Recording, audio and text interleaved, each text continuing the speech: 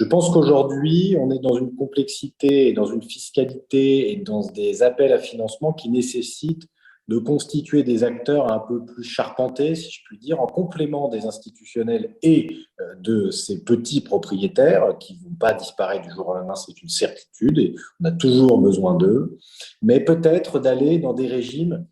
Moi qui ai fait un peu d'immobilier commercial il y a quelques années, il y avait un régime qui s'appelait le régime Et SIC. Unibail, on peut le dire. J'étais chez Unibail, qui est devenu Westfield. Eh bien, il y avait un régime qui s'appelait le régime SIC, qui existe depuis 2002 ou 2003. Exact. C'est une société d'investissement immobilière cotée.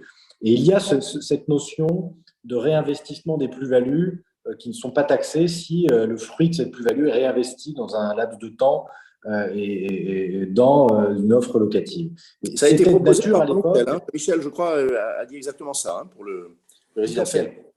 Tout à fait. Et donc, c'était à l'époque pour développer l'investissement et capitaliser un peu ces sociétés pour le développement du commerce, etc., etc.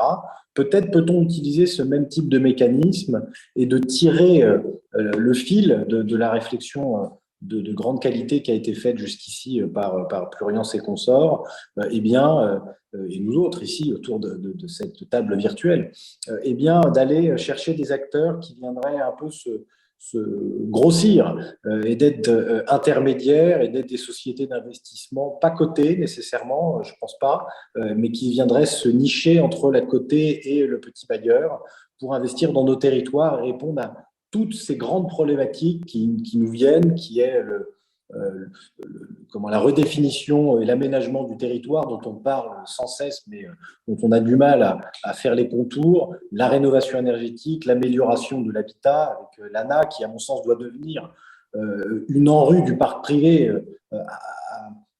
à proprement parler, et pas seulement une agence de distribution d'aide.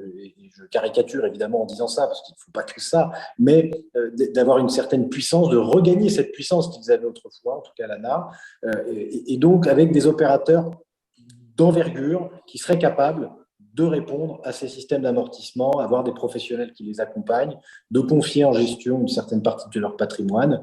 Et ce seraient des gens qui auraient 2000, 3000 lots, sans être pour autant des grands institutionnels qui se réengagent aujourd'hui, mais qui pourraient se désengager dans 3 ou 5 ans. On ne sait pas à quelle mesure cela perdurera. Sans te retarder, je vais te permettre de faire un peu de publicité, mais c'est au bon sens du terme. Il s'est créé dans le giron de l'UNPI Foncière de France. Hein, tu viens de les évoquer là, par ton discours. Oui. On parle de sociétés familiales, de foncières familiales, artisanales, très territoriales, avec des beaux patrimoines. Et ces propriétaires aspirent à l'amortissement. Clairement, ils veulent être reconnus comme des acteurs économiques à part entière, des entrepreneurs. On est exactement dans le sujet et ils ont des difficultés, d'une part, de reconnaissance vis-à-vis des autres acteurs, les banques et aussi l'administration fiscale. Et ils sont entravés dans un certain nombre de situations où ils sont obligés de faire beaucoup de contorsions et de pirouettes. Alors, ça donne beaucoup de travail certainement aux conseillers en gestion de patrimoine, mais surtout aux avocats fiscalistes, parce que ils perdent du temps, ils perdent des capacités d'investissement pour des règles bêtes qui s'appliquent à eux.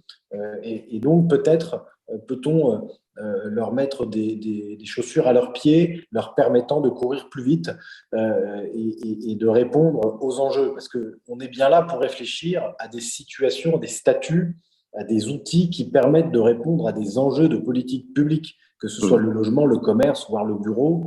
Je pense qu'il faut qu'on réfléchisse aussi par ce biais-là. Et c'est pour ça que la réflexion est bonne, d'être dans une dynamique qui permet à la fois de donner un juste retour sur investissement de cet investisseur, qu'il soit petit, moyen ou gros d'ailleurs, tout ça au service d'une offre locative de qualité, abordable, et qui répond aux grands enjeux de la rénovation énergétique qui va nous tomber sur le nez dans les semaines qui viennent.